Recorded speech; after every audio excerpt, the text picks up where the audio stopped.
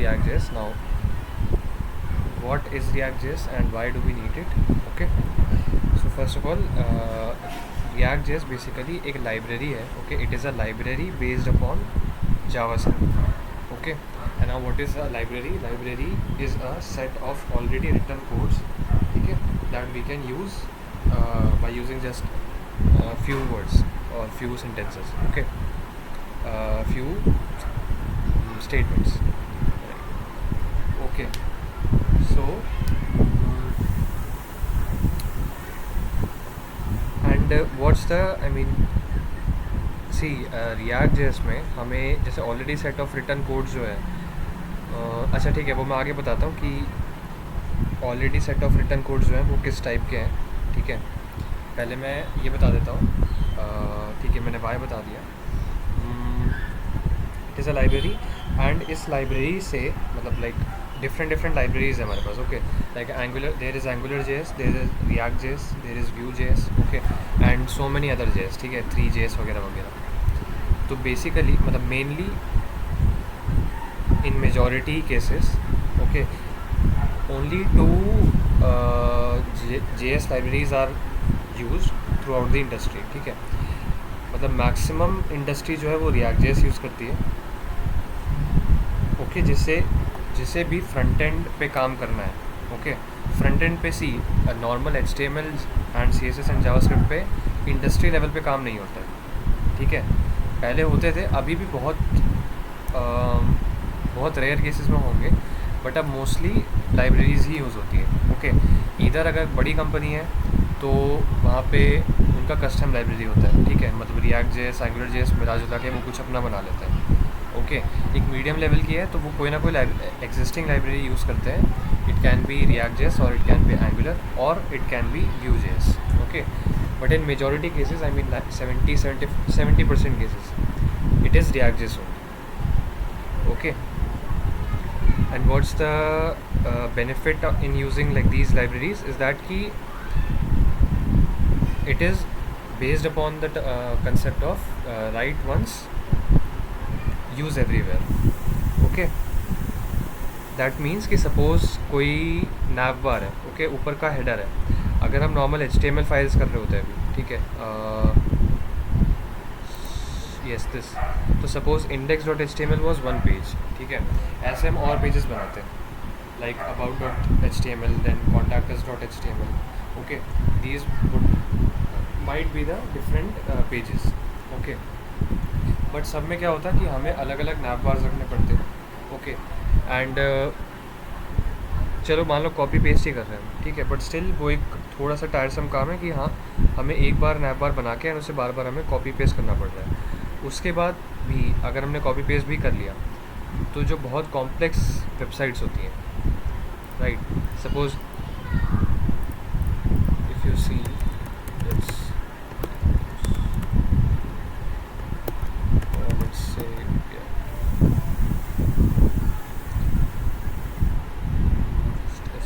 see this is a very basic website. ठीक है, I mean only a single nav bar and the text behind it is a video and there is some boxes वगैरह and this see and that's it. Okay, and some different pages. Okay, so this is a very simple website. I mean only text based and everything is very static, right? मतलब we wrote this code and as it is here. Okay, so it's not very much dynamic or something. If you see some complex websites like complex, let's say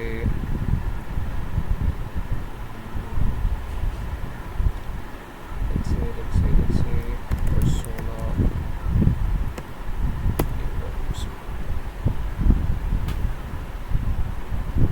एक second.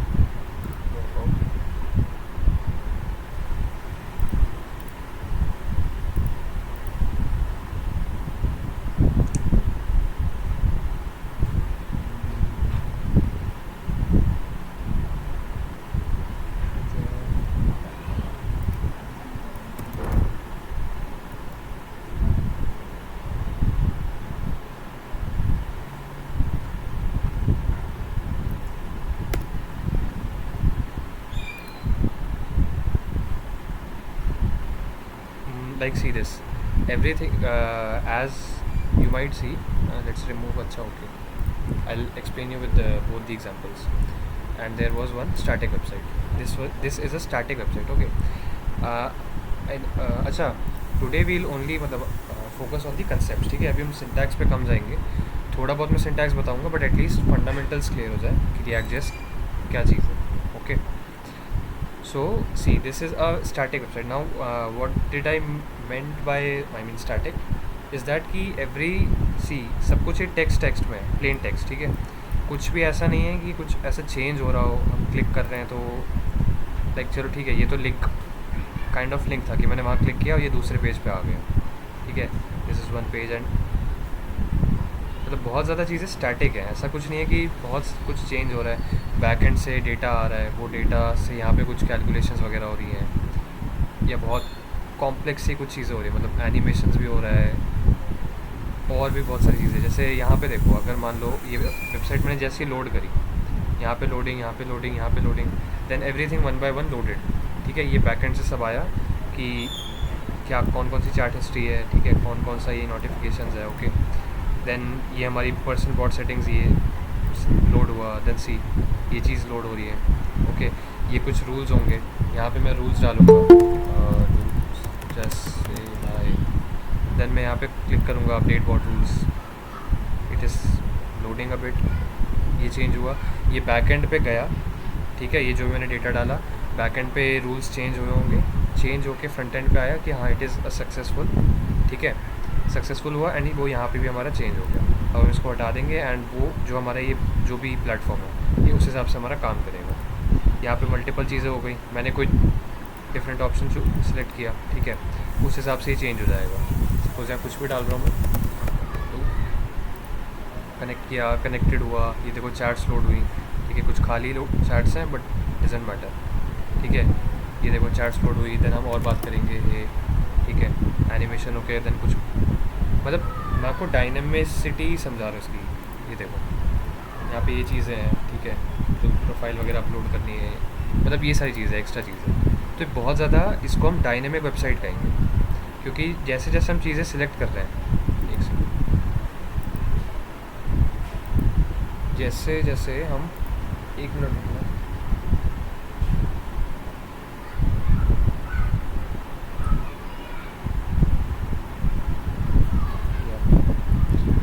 हाँ तो एक minute, sorry, जैसे जैसे हम चीज़ें select कर रहे हैं या फिर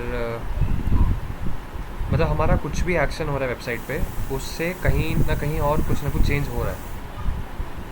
जैसे कि अभी मैंने बताया था कि हाँ यहाँ पे पहली बात तो ये देखो लोडिंग क्यों हो रही है, बिकॉज बैक एंड से ही ये रूल्स एंड ये सारी चीज़ें आ रही हैं यहाँ पे. यहाँ पे एम्प्टी स्ट्रिंग आया होगा इसलिए यहाँ कुछ नहीं दिखा रहा, बट यहाँ पे जस्ट से हाई आया, क्योंकि बैक एंड पे जस्ट से हाई ही स्टोर हो रखा है ना, या फिर कुछ भी. एंड अब जब अपडेट करूँगा ये बैक एंड पे जा रहा है, बैक एंड से सक्सेस आ रहा है, सक्सेस आते ही यहाँ पे दिखा देता है सक्सेसफुली, ठीक है. देन हम इसको हटाएंगे, देन यहाँ पे हम जो भी बॉट वगैरह से बात करेंगे, ठीक है. बेसिकली ये बॉट की वेबसाइट, जैसे चैट जीपीटी होता है वैसे ही अपना ये कोई बॉट है, ठीक है. तो अब ये बॉट है तो ये उसी सेटिंग्स के हिसाब से काम करेगा, है ना. हमने यहाँ चेंज किया, अब ये उस हिसाब से काम करेगा. मैं कोई बॉट बदल दूंगा, ठीक है, या पर्सन बॉट पे गया, यहाँ पे मैं इससे कुछ चैट कर रहा हूँ, यहाँ पे जो भी हमने सेलेक्ट किया उस हिसाब से बॉट से बात होगी, ठीक है. प्लगइन सेलेक्ट करेंगे, उस प्लगइन के हिसाब से यहाँ बात होगी, ठीक है. या फिर मैंने यहाँ पे जब अपना प्रोफाइल चेंज किया हो, ठीक है, तो वो प्रोफाइल यहाँ पे भी चेंज हो जाएगा, हर जगह चेंज हो जाएगा, ठीक है. या फिर कोई हमारे जैसे बॉट की वेबसाइट बताई मैंने, कोई हमारे बॉट से बात कर रहा है, ठीक है, तो ये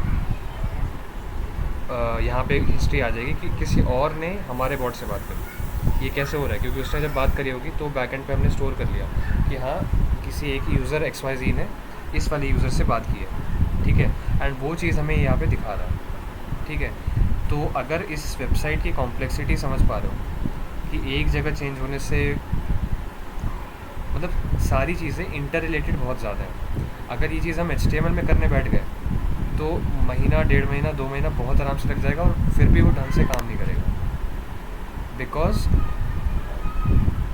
मतलब सपोज़ यहाँ पे जैसे मैंने हिस्ट्री वाला एग्जांपल ले लो, कोई हमारे बॉट से बात कर, जैसे सॉरी, या फिर चलो मैंने किसी और बॉट से बात करी, ठीक है. ये वो चैट हिस्ट्री है जैसे ये मेरा कोई बॉट है, ठीक है, मान लो ये मेरा अकाउंट है, मेरे अकाउंट से किसी और ने बात करी, ठीक है, काइंड ऑफ मैसेजिंग वाला प्लेटफॉर्म कह सकते हैं। तो किसी और ने मेरे अकाउंट से बात करी तो वो यहाँ पे HTML में दिखा रहा है। अब सपोज़ हम HTML में हमें बहुत चीज़ें करनी पड़ी, जैसे सपोज़ वहाँ पे सबसे पहले तो हमें ये रिक्वेस्ट वगैरह में ही हमारा 150-200 लाइन लग जाएगा रिक्वेस्ट करने में, कि जैसे मैसेज कोई हमारे बॉट को भेज रहा है वो, ठीक है, तो वो भेजेगा, मतलब इन द सेंस कि वो बैकएंड पे जाएगा, ठीक है, पोस्ट रिक्वेस्ट होगी, देन फिर उसको गेट करना होगा हमें फ्रंट एंड पे, ठीक है, गेट करके हम उसको फ्रंट एंड पे दिखाएंगे, ऐसे करके पोस्ट गेट चलता रहेगा, ठीक है, एक इनफाइनाइट लूप। उसके बाद हर उस पर मतलब पहली बार अगर किसी ने बात करी तो उसको यहाँ पे ऐड करना है, ठीक है, या फिर कोई एक एडमिन पैनल भी होगा, एडमिन पैनल में भी उसको ऐड करना है। तो ऐसे तीनों चारों जगह में अलग अलग करना पड़ेगा, ठीक है। और खाली ये देखो, खाली इतने चैट हिस्ट्री ही करने में हमारा 900,000 लाइन तो यहीं हो जाएगा। HTML की बात करता हूँ, HTML CSS में, ठीक है। तो बहुत ज़्यादा कॉम्प्लेक्स वेबसाइट्स जो होती हैं वो हम HTML CSS में नहीं बना सकते। ये जो इंटर रिलेटेडनेस मैंने बताई कि हर चीज़, सारी चीज़ें बहुत ज़्यादा इंटर रिलेटेड है, ठीक है, यही इसी की वजह से हम किसी वेबसाइट को डायनेमिक या स्टैटिक कहते हैं। यहाँ पे देखो कुछ भी ऐसा इंटर रिलेशन सा कुछ नहीं है। नॉर्मली एक जैसे नॉर्मल लैंडिंग पेज होता है अपना, या फिर प्रोफाइल पेज जो होता है, ठीक है, तो ये मैंने क्लिक किया, ये दूसरा पेज आ गया, ठीक है, बहुत स्टैटिक है, सब कुछ कार्ड्स है खाली। अबाउट अस पे गए, ये खाली अबाउट अस वगैरह, ठीक है, बहुत सब कुछ सिंपल सा है, कुछ भी इंटर रिलेशन वाली चीज़ ही नहीं है, ठीक है। यहाँ का भी मैंने एग्जांपल दिया था कि सपोज़ यहाँ पे कोई मान लो कोई कार्ड है, ठीक है, या फिर ये है, ऐड टू कार्ट किया, कार्ट में ऐड हो गया, ठीक है, इमेज लोड नहीं हो रही किसी भी कारण, हम एड्रेस चेंज कर देते हैं, सम एड्रेस, चेकआउट करेंगे, देन यस ऑर्डर डाला, ठीक है, ऑर्डर डाला है तो वो यहाँ पे दिखा भी देगा, ठीक है, ये देखो अभी डाला है मैंने August 3 को, ठीक है, 399 का ये दिखा रहा है। देन वो मेरे माई कार्ड्स में भी आ जाएगा। माई कार्ड्स में देखो यहाँ पे एक नया कार्ड आ गया है, ये कार्ड मैं अपने टीम मेंबर्स को साइन कर सकता हूँ, ठीक है। मतलब ये जस्ट मैं आपको कॉम्प्लेक्सिटी समझाने के लिए कह रहा हूँ, ठीक है। ऐसी साइट्स को हम डायनेमिक कहते हैं, इसके लिए हम React.js यूज़ करते हैं, ठीक है। इसी में वैसे मैं बता सकता हूँ कि कौन कौन सी चीज़ें कहाँ कहाँ यूज़ हो रही है, जैसे स्टेट्स वगैरह, बट ठीक है वो भी कॉम्प्लेक्स होगा इसलिए मैं प्रेफर नहीं कर रहा। ओके, सो ये हो गया हमारे React.js का मेजॉरिटी यूज़ क्यों कर रहे हैं, ठीक है। इसके बेनिफिट्स और भी हैं, बट ये मेन चीज़ है कि जो डायनेमिक वेबसाइट्स होती हैं वो हम किसी भी लाइब्रेरी से ही प्रेफर करते हैं बजाय HTML CSS जावास्क्रिप्ट से भी, ठीक है। HTML CSS और जावास्क्रिप्ट से हम कॉम्प्लेक्स वेबसाइट्स नहीं बना सकते, बहुत मुश्किल है इस लेवल की वेबसाइट्स बनाना, ठीक है। तो लाइब्रेरीज React.js या अनुराग सर, थोड़े लोग React को फ्रेमवर्क भी क्यों बोलते हैं अगर वो, अरे यार लाइब्रेरी और फ्रेमवर्क जो है ना ये मतलब क्या बोलते हैं इसको, मतलब आपस में ये इंटरचेंजेबली यूज़ होते रहते हैं, ठीक है। ऑल्दो मैं समझ गया फ्रेमवर्क जो है वो लाइब्रेरी से एक बड़ा टर्म होता है, फ्रेमवर्क के अंदर 2-3 लाइब्रेरीज़ भी हो सकती हैं, ठीक है। बट लाइब्रेरी कहना भी React.js को छोटी बात हो जाएगी, ठीक है, क्योंकि React.js बहुत बड़ा है, लाइब्रेरी छोटी छोटी होती है। जैसे कि React.js के अंदर हम मल्टीपल लाइब्रेरीज यूज़ करेंगे, ठीक है, तो इसको फ्रेमवर्क भी कह सकते हो, मतलब इंटर रिलेटेड है मैंने, ठीक है। अगर मैं अब से मैं फ्रेमवर्क भी बोल सकता हूँ, ठीक है, उसमें आपको कोई ऐसा पकड़ नहीं लेगा कि आपने इसको लाइब्रेरी क्यों बोल दिया या फ्रेमवर्क क्यों बोल दिया। हाँ, फ्रेमवर्क बोलना ज़्यादा इसको सही है, ठीक है, क्योंकि लाइब्रेरी इसके लिए छोटा वर्ड है। लाइब्रेरी में कोड बेसिकली बस कोड के साइज़ के हिसाब से हम कह देते हैं, कोई छोटा है तो React.js, Angular.js को मैं ज़्यादातर फ्रेमवर्क कहता हूँ क्योंकि वो इससे बहुत बड़ा है, React.js से सीखने में भी बड़ा है और कोड करने में, ठीक है। तो ये सारी चीज़ें हो गई। अब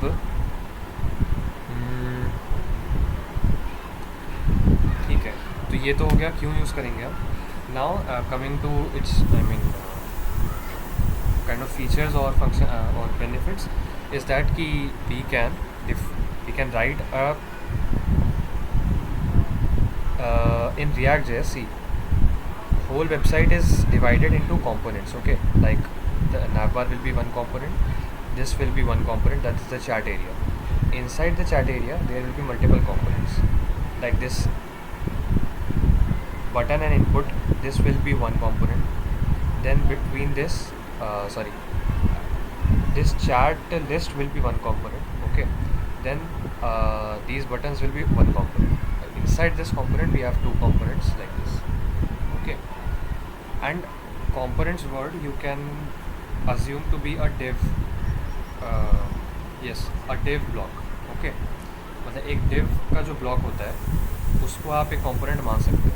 ठीक है, मतलब हम ये करेंगे कि एक div बनाएंगे, like this navbar is a div. Okay, and we will use this div on every of our pages.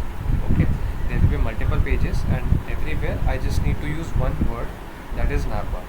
Okay, and navbar's code will be written in some file, in some external file. ठीक है, and it will import the whole navbar code, the div, the css and javascript, all related to this. ठीक है, will be in that file only, and it will import all that file by just using one word, that is navbar. Okay, so that is the application of. Okay, तो ये होंगी components वाली चीज़. And last चीज़, वैसे ये सारी चीज़ें मैंने already बता रखी हैं. ठीक है, बट मैं स्टिल बता रहा हूँ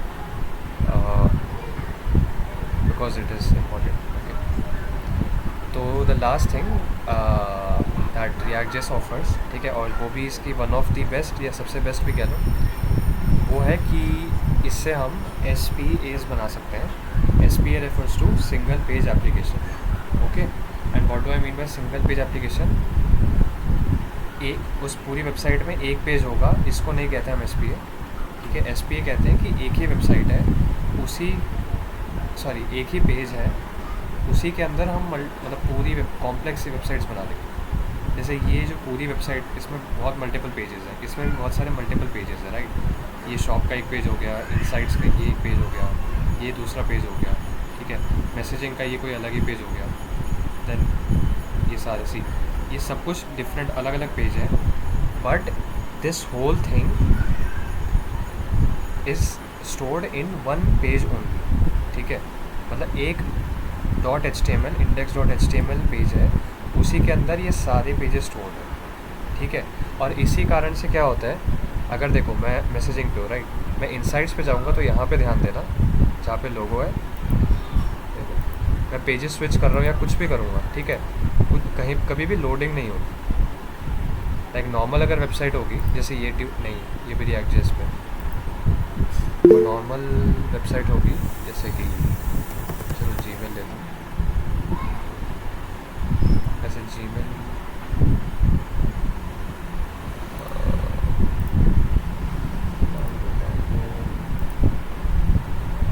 Gmail नॉर्मल वेबसाइट तो नहीं है. वेबसाइट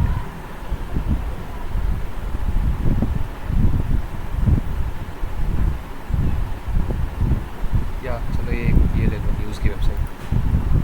अब इस देखो, ये न्यूज़ की वेबसाइट है, इसमें अगर मैं किसी और पे जाऊँगा, ये देखो टेक एंड इंटरनेट से फंडिंग पे जाऊँगा, तो यहाँ पे लोडिंग हो रही है. ओके, ये लोडिंग इसलिए हो रही है क्योंकि ये सेपरेटली एक एंटायरली डिफरेंट पेज है. Okay, this is not a single page website. तो ये लोडिंग वाला जो इरिटेशन कह लो या फिर टाइम या जो भी, ये हमारा यहाँ पे सेव हो जाता है. ठीक है, यहाँ पे ना ही यूज़र को कभी भी लोडिंग दिखेगी. ठीक है, हमारी वेबसाइट कभी भी लोड नहीं होगी. एक बार हमारी वेबसाइट लोड हो गई, ठीक है, काम ये ऐसे करता है कि एक ही बार में पूरी वेबसाइट को लोड कर देता है. ठीक है, एंड देन यूज़र अपने ब्राउज़र में कोई भी पेज कुछ भी करे, ठीक है, उसके पे कभी लोडिंग नहीं होती. इससे हाँ आप ये कह सकते हो कि स्टार्टिंग में जब पूरी वेबसाइट लोड होती है तब हल्का सा, ठीक है, कुछ मिली सेकेंड्स या कुछ सेकेंड से हमारा लोडिंग टाइम नॉर्मल वेबसाइट से ज़्यादा होगा. बट एक बार वेबसाइट लोड हो गई तो फिर यूज़र का एक्सपीरियंस मतलब सबसे बेस्ट है. ठीक है, तो ये सिंगल पेज एप्लीकेशन वाली last, I mean one of the last और सबसे one of the best feature है React.js का. ओके, तो इन सब कारणों से हम React.js पे जाएंगे, सब एक साथ लोड हो जाता है. राइट,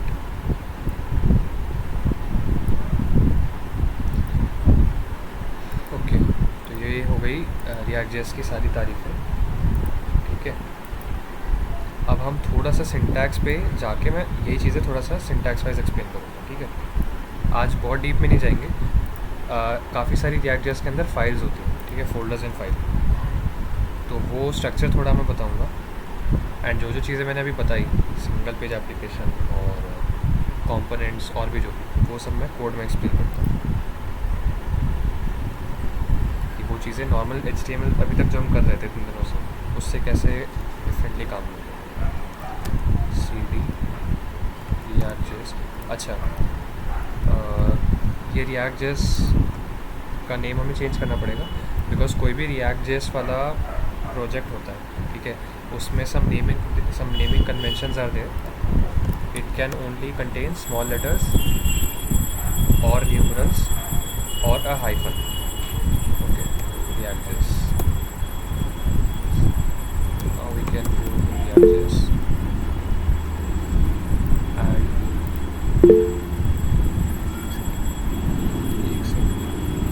install इसे। ओके यस, मैं वो बता रहा हूँ। देखो, अच्छा, Node.js भी ओके। सी React.js हमारा बिल्ड है जावास्क्रिप्ट पे, ओके। एंड जावास्क्रिप्ट जैसा कि आपको पता होगा इतने दिनों से हम ब्राउज़र में चला रहे थे, है ना। बट अब हम React.js जो है वो हम अपने यहाँ पे VS कोड में चलाएंगे और यहाँ सारा काम हम टर्मिनल से कर रहे हैं, ठीक है। तो अगर हमें ब्राउज़र से हट के जावास्क्रिप्ट अपने यहाँ चलाना है, ठीक है, उसके लिए हमें Node.js नाम के सर्विस की आवश्यकता पड़ती है, ठीक है। I mean Node.js is must to use JavaScript on our local machine, ठीक है। And for React.js or for Express.js when we learn backend, okay. तो for all these JavaScript libraries we need to install Node.js, ठीक है। After installing Node.js it will work like a charm, okay. Just search install Node.js, ठीक है। Like वो I guess most of you might be on Windows, okay, so it will simply it is just directly install it, okay. If anyone is Mac, ठीक है, these both are direct। and for Linux, if anyone is on Linux, तो यहाँ नीचे है, एक second,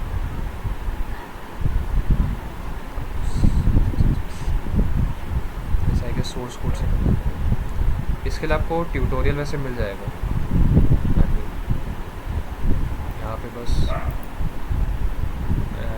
you have to install this, ठीक है।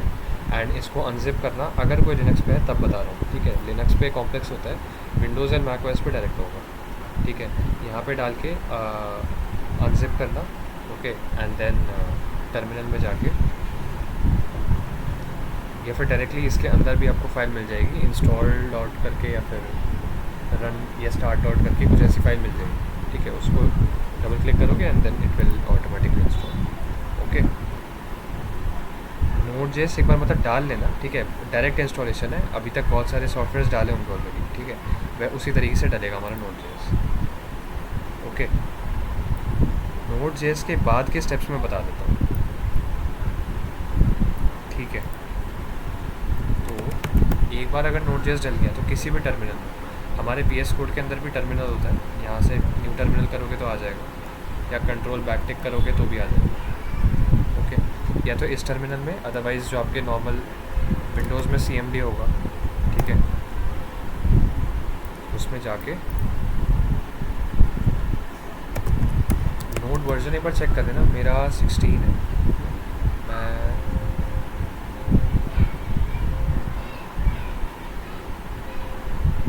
मैं चेंज कर लेता हूँ।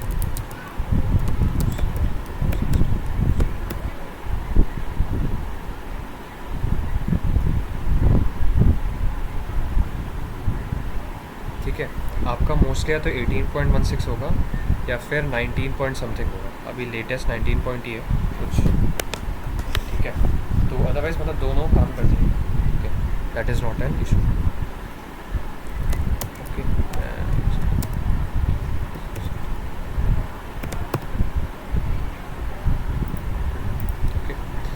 सो एंड एक बार वर्जन अगर चेक हो जाए, ठीक है, जो मैंने अभी टेस्ट कमांड लिखा node-v, ठीक है, that is used for checking the version of Node.js installed in your computer, okay, if that is not generating any issue any error, ठीक है, then your Node.js is successfully installed and you can continue on installing React.js.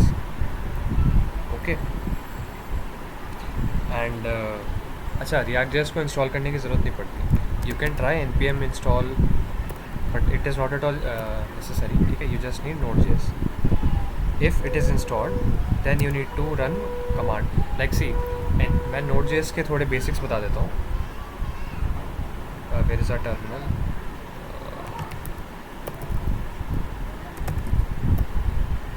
Yes, this cmd in your Windows. Okay, so Node-v gave the Node.js version. There is something called npm. ठीक है, npm comes with Node.js. ठीक है, when you install Node.js, npm comes with it. ठीक है, तो what is npm? npm is node package manager. Okay, और Node.js package manager, it is package manager for our local machine JavaScript. ठीक है, that is suppose आपको कोई अलग अलग लाइब्रेरीज डालनी होगी या फ्रेमवर्क्स. जैसे अभी हमने देखा React.js एक फ्रेमवर्क है. ठीक है, अब मुझे React.js को यूज़ करना है, तो मैं यहाँ से npm की मदद से वो पैकेज डाल सकता हूँ. फ्रेमवर्क हो या लाइब्रेरी हो, सब पैकेज ही कहेंगे. ठीक है, तो वो पैकेज में डाल सकता हूँ. ओके, ये काम है होता है हमारा npm का. हम React.js के अंदर ही, जैसे मैंने बताया, React.js क्यों फ़ायदा देता है, because there are already set of return codes in it. ठीक है, हम काफ़ी सारा कोड ऑलरेडी रिटर्न ढूंढ सकते हैं. ठीक है, अगर मान लो React.js में कुछ नहीं है, तो हम npm की वेबसाइट होती है npmjs.com, यहाँ पे अलग अलग डेवलपर्स ने ऑलरेडी कोड्स लिख के और यहाँ पे डाल रखे होते हैं. जैसे suppose multiple date picker. Okay, अब क्योंकि जो नॉर्मल HTML में हमारा डेट पिकर होता है ना, याद हो, आई होप, डेट पिकर होता था जहाँ पे आई मीन दो slashes were there and you could select only single date. Okay, npm में देखो, यहाँ Node.js में देखो, किसी न किसी डेवलपर ने मल्टीपल डेट्स पिकर का कुछ JS कोड बना रखा है. ओके, अगर आपको कोड देखना है तो यहाँ कोड वगैरह देख सकते हो, बट ठीक है, इतना इम्पोर्टेंट नहीं है. इसको यूज़ करने के लिए आपको क्या करना होगा, simply npm install and what ever package name is. ठीक है, मल्टीपल डेट्स पिकर. ऐसे करके हम बहुत सारे प्री एग्जिस्टिंग कोड्स, ठीक है, प्री एग्जिस्टिंग लाइब्रेरीज यूज़ कर सकते हैं. ठीक है, और वो React.js में. इससे क्या होगा, आप सपोज हम कोई वेबसाइट बना रहे हैं, उसमें हमें मल्टीपल डेट सेलेक्ट करना है, तो अब हम वो बनाने बैठ गए कस्टम डेट पिकर, तो मतलब महीना भर उसी में लग जाएगा. ठीक है, बिकॉज नेटिवली HTML हमें प्रोवाइड नहीं करता है. ठीक है, तो हम ऐसे ऐसी लाइब्रेरीज़ को यूज़ करते हैं.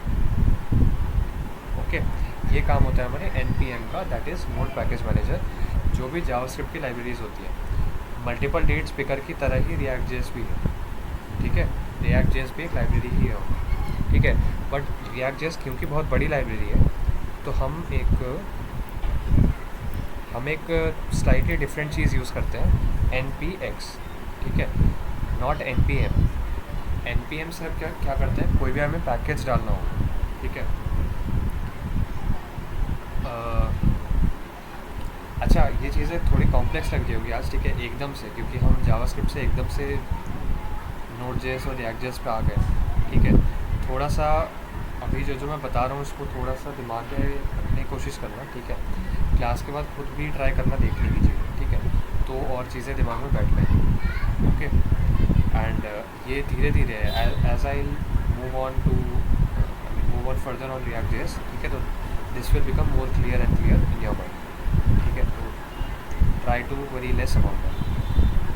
Okay, now coming to like npx. I was on npx. ठीक है, npx क्या है, npm से हम पैकेजेस डालते हैं. ठीक है, मुझे कोई पैकेज डायरेक्टली यूज़ करना है, लाइक मुझे इंस्टॉल नहीं करना है, मुझे डायरेक्टली यूज़ करना है उसको. ठीक है, जैसे कुछ पैकेजेस होते हैं, लाइक अगर इनके npm की वेबसाइट पे जाओगे, जैसे मल्टीपल डेट्स पे करता है, इसको आपको यूज़ करना है, इसको आपको इंस्टॉल करना ही पड़ेगा. ठीक है, this is, I mean it is necessary to install it, because see, this is something you will use multiple times on your website, right? So every time you won't get this from npx and I mean by calling npx and npx every time, right? But there are packages like ckill port. This is a package written by some developer to kill some port. Like I guess you might have idea about ports, IP addresses and ports. जिनको idea है, there are some services running on some ports, like suppose on our 80 port, 8080, it is used for HTTP traffic, like any website loaded over HTTP network, I mean insecure HTTP and HTTPS तो पता होगा ये, if this lock is coming then it is HTTPS website. So this is an HTTPS website, so this website's traffic will be coming through port 443, right? 8023, हाँ, जैसे 2324 हो गया, ये FTP के लिए, लाइक कोई फाइल ट्रांसफ़र वगैरह करना होगा इन सब के लिए, या 443 जो मैंने बताया, ये HTTPS वेबसाइट्स लोड होने के लिए ऐसे पोर्ट्स यूज़ होते हैं. पोर्ट 8000, यस 8000 नेटवर्क्स, हाँ, मतलब ये सारे पोर्ट, जिसको आइडिया नहीं है वो इग्नोर करना, ठीक है, इतना ज़्यादा ज़रूरी नहीं है. मैं जस्ट एक आइडिया दे रहा हूँ कि पोर्ट पे हमारी सर्विसेज रन होती हैं, ठीक है. तो वो चीज़ें किल करने के लिए, किसी सर्विस को किल करना है, कोई पोर्ट बंद कर देना है, उसके लिए किसी ने बना रखा है. अब ये जो पैकेज है, ये मैं इंस्टॉल करके रन नहीं करूँगा, ये डायरेक्टली रन कर दूँगा. मुझे डायरेक्टली किसी पोर्ट को किल करना है ना कि मैं इंस्टॉल करूँगा स्पेशली देन उसके बाद यूज़ करूँगा, ठीक है. उसी तरीके से हम React.js भी यूज़ करते हैं, ठीक है. बार बार हम नहीं डालेंगे क्योंकि बहुत बड़ा लाइब्रेरी है, ठीक है. तो there is a package npx create react app, okay. This is the package name, okay. After npx you just need to mention whatever package name you want to run directly without install. Create react app, and here you need to pass whatever location you need to create the react app, ठीक है. तो I want to create react app in the same location, I mean in the React.js directory only. So I'll put a dot.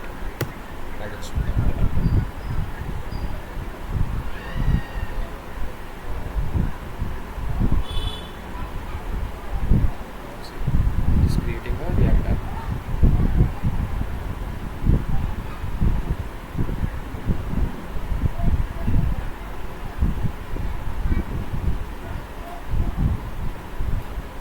I'm getting a feel कि मैंने एक दिन में शायद बहुत सारी चीज़ें बता दी हूँ, बट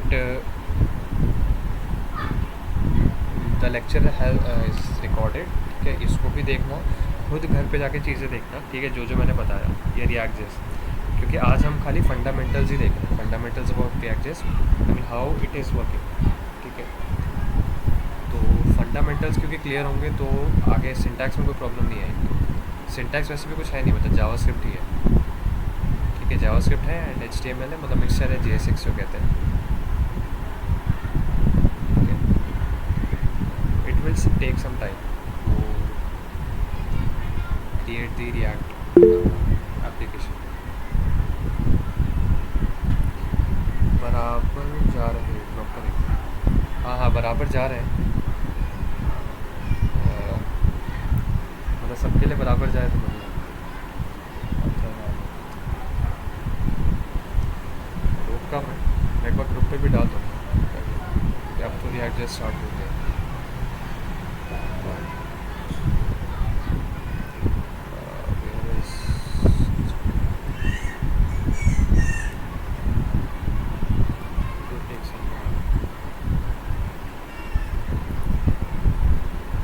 भाई किसी को अभी तक जो मैंने बताया उसमें किसी को कोई डाउट हो वो बता दो, जो भी अभी मैंने बताया, या कुछ पूरे ही सर के ऊपर से चला गया. अच्छा क्लियर, क्यों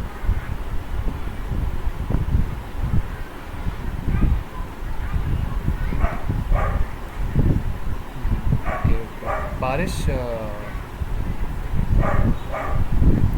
just confirm if any doubt is there. Arish, okay, everyone else has confirmed. Yes, okay. If everyone is clear, yeah, it is done.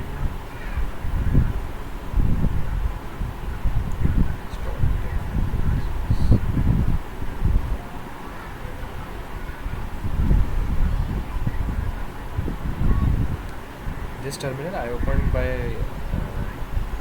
entering control plus backtick, okay, or either you can open a new terminal from here. Okay, now let's come to this. Okay, now this, see, अब ये React.js जो है ये हमारा project का parent folder है. Okay, inside this we have all the folders and files required for a React application. Okay, a React.js application. Okay, इतने folders हमें चाहिए होते हैं जस्ट डेवलपमेंट. ठीक है, प्रोडक्शन में बस HTML जावास्क्रिप्ट की फाइल्स जाएंगी. ठीक है, what do I mean by production? That is on the server. ठीक है, when we'll deploy the website on the server only HTML and JavaScript files will be there. ठीक है, because we will build our HTML and JavaScript from this much code. Okay, but for development part we have so much of our files, like in public folder we have these src, okay.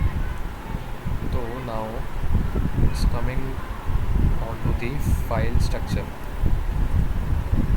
Okay, see, package.json से start करते हैं. कोई भी Node.js से हम Node.js की help से हम कोई प्रोजेक्ट इनिशिएट कर रहे हैं by using npm install and something, जो भी. ठीक है, तो हमारा एक package.json तो बनता ही बनता है. ठीक है, ये हमारे जो भी पैकेजेस हैं उसकी इंफॉर्मेशन रखता है, right. Like see, there is a scripts, let's remove the terminal. Like you can see, इतना data is not of any use. ठीक है, you just need to focus like on the dependencies and scripts part. Okay, the scripts, okay, we'll come on to this further. ठीक है, dependencies क्या है? I told you कि we will be using some more smaller libraries inside our React.js application, like that multiple dates picker, or suppose we used any, suppose carousel. Carousel, I guess you all know, right? Carousel is the auto scrolling images or auto scrolling banner. Like there is a banner in which like 5 to 6 images gets auto scrolled, okay, in interval of like 3 seconds or 4 seconds. Like that is a carousel. So suppose I want to use a carousel, any already existing carousel, okay, made by developer, so that will be added in this dependencies array, I mean object. Okay, this object is the name of the library and its version. Okay, this is the version of the library. ठीक है, I mean whatever version that developer, the creator of this package might have written. ठीक है, and ये जो ऊपर arrow वाला symbol है, ठीक है, you can remove this or you can keep this. This refers to कि either 5.17 version or anything higher than it. ठीक है, ये चीज़ है इसका टॉप. ठीक है, तो this is the dependencies and all other informations are regarding the package. ठीक है, स्क्रिप्ट्स पे हम बाद में, ठीक है, इस पे बाद में आते हैं. Now coming to like readme.md is not of use और पैकेज लॉग, ये ज़्यादा यूज़ के नहीं है. पैकेज लॉग जेसन बहुत डिटेल्ड इन्फॉर्मेशन रखता है. ठीक है, हमारे सारे डिपेंडेंसीज़ की, तो इसको हमें कभी भी छेड़ने की ज़रूरत नहीं. ठीक है, इसमें बहुत कुछ होता है. लाइक सी, अभी हमने कुछ बनाया भी नहीं है, स्टार्ट किया है, तो हमारा 29,000 लाइन्स का कुछ हो गया. ठीक है, ये सारी इन्फॉर्मेशन लग रहा है कि जितनी भी लाइब्रेरीज़ यूज़ हो रही हैं हमारे इसमें, उन सबका इंटरडिपेंडेंट वर्जन क्या है. ठीक है, और इंडिपेंडेंट वर्जन क्या, मतलब बहुत सारी चीज़ें. ठीक है, तो इस पर ध्यान देने की भी ज़रूरत नहीं है और छेड़ने की भी ज़रूरत नहीं है. Dot git ignore also a को यूज़ का नहीं है, ये जस्ट बताता है कि हाँ गेट पे पुश किसको नहीं करना, ठीक है। तो नोड मॉड्यूल्स फोल्डर जो होता है जिसमें सारे हमारे नोड के पैकेजेस होते हैं, नोड जेएस के, वो सब स्टोर्ड होते हैं, ठीक है। खोल के देखोगे तो इसमें बहुत सारे मॉड्यूल्स होंगे, like whatever array buffer, async, okay, या फिर बिग डॉट जेएस, ठीक है, pipes, can I use, API। और अगर नीचे जाओगे आर में, see Express is also there, that is Express.js, I mean for the back end, ठीक है। नोड मॉड्यूल्स के अंदर हमारे सारे ऑलमोस्ट मतलब काफ़ी हद तक पैकेजेस होते हैं node. If you go to our, see React is there, React DOM is there, React scripts is there, ठीक है। तो ये React भी as a form of library is there install, ठीक है। और ये बाकी जितने लाइब्रेरीज़ हैं ये भी React.js के अंदर कहीं ना कहीं यूज़ हो रहे होते हैं, ठीक है, that's why they are there. तो ये हो गया हमारा बाकी जितने भी एक्स्ट्रा फोल्डर्स एंड फाइल्स थे। Now coming to public and SRC, ठीक है। SRC फोल्डर के अंदर हम अपनी सारी कोडिंग, सारी जो भी एप्लीकेशंस होंगी, ओके, उसकी फाइल्स को हम मेंटेन कर रहे होंगे SRC के अंदर, ठीक है। लाइक सपोज़ मैंने बताया था कि हम कोई भी वेबसाइट ले, ठीक है, जैसे कि सपोज़ हम एक लेट्स से न्यूज़ की ही वेबसाइट लेते हैं, ठीक है।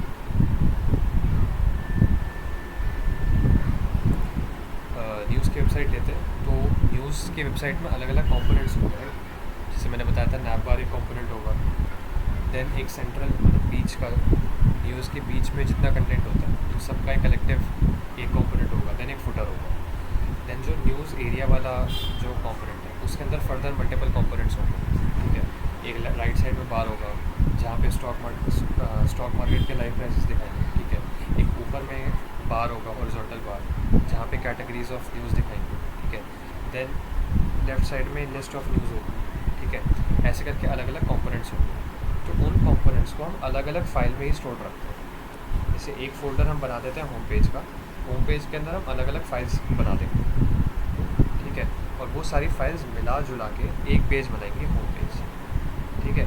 इससे हमें फ़ायदा क्या होता है कि एक फाइल में हम 1000 लाइन्स लिखने के बजाय 10 फाइल में 100 लाइन्स लिख देंगे, उससे कोड की रीडेबिलिटी बढ़ जाती है, ठीक है। क्योंकि अगर आप React.js पे काम कर रहे हो तो आप अकेले तो काम करोगे नहीं, ठीक है। आप किसी कंपनी में काम करोगे, कंपनी में कर रहे हो तो आपके टीम मेंबर्स होंगे, ठीक है। टीम मेंबर्स होंगे तो उन्हें आपका कोड देख के समझ आना चाहिए, या उन्हें भी छोड़ दो, आप अपना ही कोड 1 महीने 2 महीने बाद देखोगे और आपको वही खुद ही समझ नहीं आएगा, ठीक है। तो वो चीज़ समझ आए तो उसके लिए हमें कोड की रीडेबिलिटी को मेंटेन करके रखना पड़ता है, ठीक है। And to maintain the codes readability we need to keep our code modular, ठीक है। मॉड्यूलर मीन्स अलग अलग फाइल्स में अलग अलग कंपोनेंट्स, ठीक है। होम पेज का एक फ़ोल्डर एंड उसके अंदर सारे होम पेज के अलग अलग कंपोनेंट्स जो कलेक्टिवली एक हमारा होम पेज दे देंगे, ठीक है, होम पेज का पेज दे देंगे, फाइन। तो ऐसे करके ये जो भी चीज़ें होंगी, home page, about us, contact us, etcetera, सारी चीज़ें जो भी हमारे वेबसाइट से जुड़ी हुई कोड का काम है वो SRC फोल्डर के अंदर करेंगे, ओके। ये app.js, syntax. ये एग्जिस्टिंग React.js जो होता है ना, वो एग्जिस्टिंग एक वेबसाइट का टेम्पलेट देता है। तो जब हम इसको चला के देखेंगे इस वेबसाइट को, तो एक डार्क ब्लैक थीम पे ये एक सैम्पल सी वेबसाइट देता है, तो ये उसका कोड है, ठीक है। हम ये सब हटा सकते हैं, ओके। सो ये हो गया SRC फोल्डर, जिस पे हम हमेशा, मतलब अब आगे आज की क्लास के बाद से हम हमेशा इसी पे काम करेंगे, okay. And coming to public folder, ठीक है। पब्लिक फोल्डर क्या होता है, जो भी URLs, आई मीन जो जैसे इमेजेस हो गई, ये index.html हो गया, ठीक है, ये favicon हो गया, ये सारी चीज़ें हमें पब्लिकली एक्सेसिबल रखनी है। मतलब जब हम इस वेबसाइट को डिप्लॉय कर देंगे तो ये जो पब्लिक फोल्डर के अंदर है ये हम डायरेक्टली एक्सेस कर सकते हैं चीज़ें। जैसे इमेज है ना, हम जो अपनी वेबसाइट का लोगो होता है वो लोगो भी पब्लिक फोल्डर में रखते हैं, ताकि डायरेक्टली लोग हमारे लोगो को एटलीस्ट एक्सेस कर पाएँ, ठीक है। हो सकता है कि SRC के अंदर मान लो हमने कोई इमेज स्टोर किया है, लोग उस इमेज को डायरेक्टली नहीं देख पाएंगे, उसको हम कोड के अंदर कहीं यूज़ करेंगे तब जाके वो देख पाएंगे जो भी यूज़र्स हैं, ठीक है। एसआरसी के अंदर की चीज़ें डायरेक्टली नहीं देख सकते। जैसे कोई यूज़र आया वेबसाइट पर, हमारी वेबसाइट है news.com, अब वो चाहता है news.com पे मुझे app.js के सारा कोड दिख जाए, वो उसे नहीं दिखेगा बिकॉज वो एसआरसी फोल्डर के अंदर है। बट अगर इसको हम डाल देंगे पब्लिक फोल्डर के अंदर, देन वो डायरेक्टली news.com/app.js वो करेगा और उसको पूरा का पूरा app.js का कोड दिख जाएगा, ठीक है। तो ये काम होता है पब्लिक फोल्डर का, जो जो चीज़ें हमें पब्लिकली एक्सेसिबल रखती हैं। जैसे मोस्टली हमारे जो एसेट्स होते हैं, एसेट्स मतलब इमेजेस, वीडियोस, ठीक है, जो भी हम वेबसाइट पे यूज़ करते हैं वो हम काफ़ी हद तक पब्लिक रखते हैं, ठीक है, ताकि कोई भी उसे देख पाए। इतना कॉन्फिडेंशियल नहीं होता उसमें कुछ, ठीक है। कॉन्फिडेंशियल वेबसाइट है तो हम उसमें पब्लिक में नहीं रखेंगे, ठीक है। तो ये हो गया हमारे पब्लिक का काम। index.html जो है यही हमारा वैसे मेन वेबसाइट का वो है। ये कमेंट्स हटा दो, इसका कोई यूज़ नहीं है, ठीक है।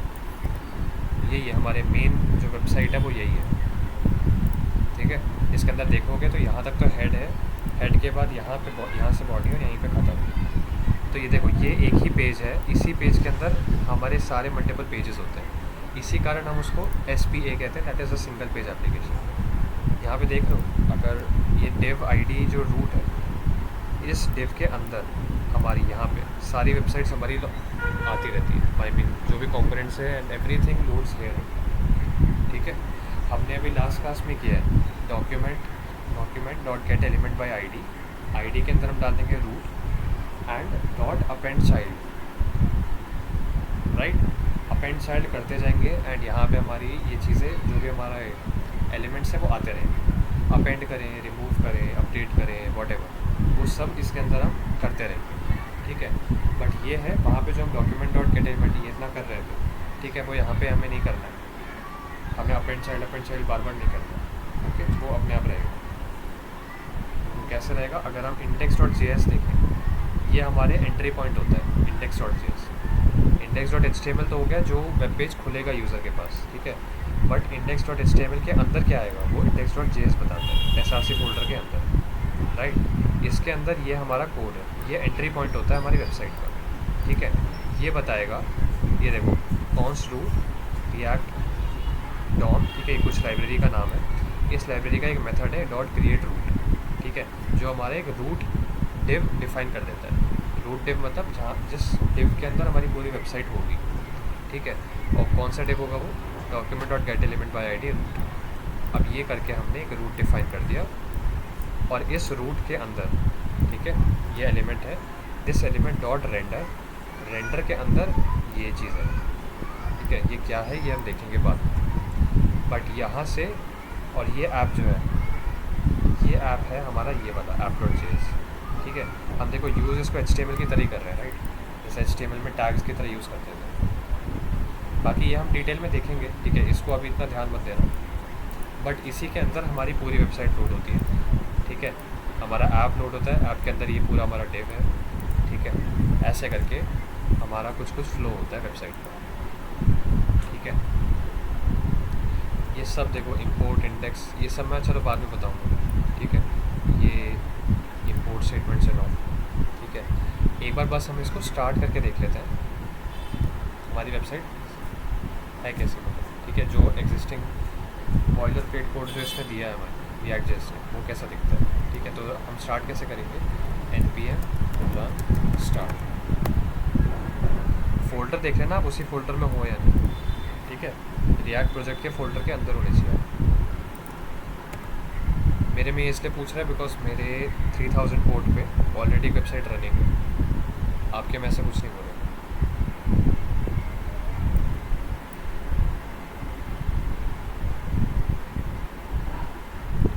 ये वेबसाइट है जो React.js हमें देता है,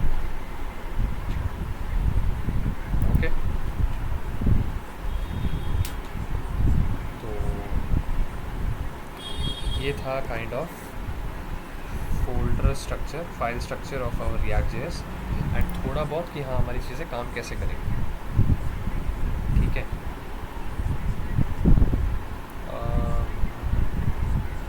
या मतलब इसके बाद अगर इतना यहाँ तक समझ आया होगा, जो बेसिक फंडामेंटल्स हो गए हमारे रिएक्टर्स के, तो इसके बाद हमें कंपोनेंट्स ही देखना है कि मतलब कंपोनेंट्स होते क्या हैं और डिफाइन कैसे करते हैं, यूज़ कैसे करते हैं, ठीक है, ये सारी चीज़ें।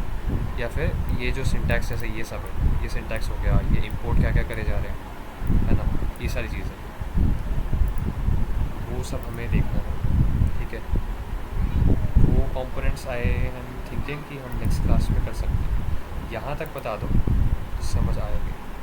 10,000 कमिट्स, 10,000 कमिट्स वो इसलिए दिखा रहा है बिकॉज ये जो नोड मॉड्यूल्स है वो इसको कंसिडर कर रहा है, और नोड मॉड्यूल्स के अंदर बहुत फोल्डर्स होते हैं, मतलब 50 और 60,000 करीब फोल्डर्स होते हैं इसमें, फाइल सॉरी। तो इसलिए 10,000 प्लस चेंजेस दिखा रहा है, ठीक है। 10,000 के आगे इसका काउंटिंग नहीं आती, 10,000 से ज़्यादा चाहिए, ठीक है। वो हो जाएगा अगर हम सिंक करने का ट्राई करें।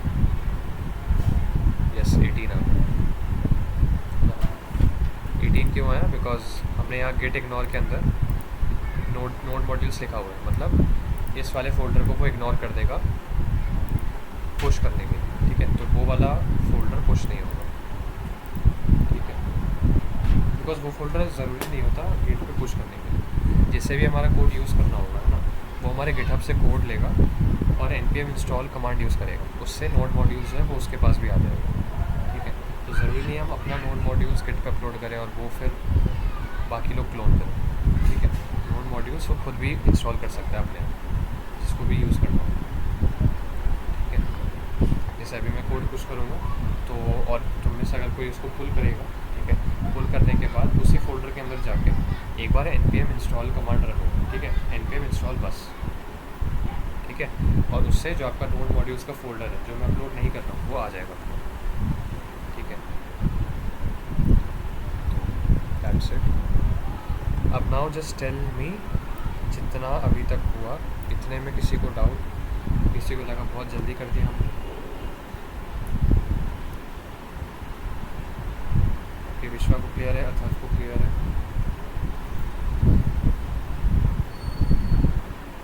क्लियर है सर, ओके। बारिश को भी क्लियर है, वेरी गुड। शायद एक बताएगा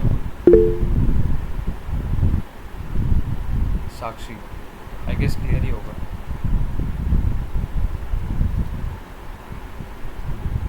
जिनको क्लियर नहीं होगा वो क्लास ही नहीं आ रहे, क्लास आए तो वो डाउट पूछे।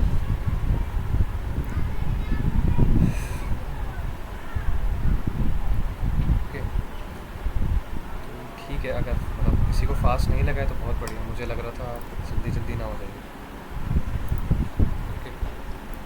मतलब इन फंडामेंटल से जब हम कोड करेंगे तो अब हमारे थोड़ा सा आसान रहेगा।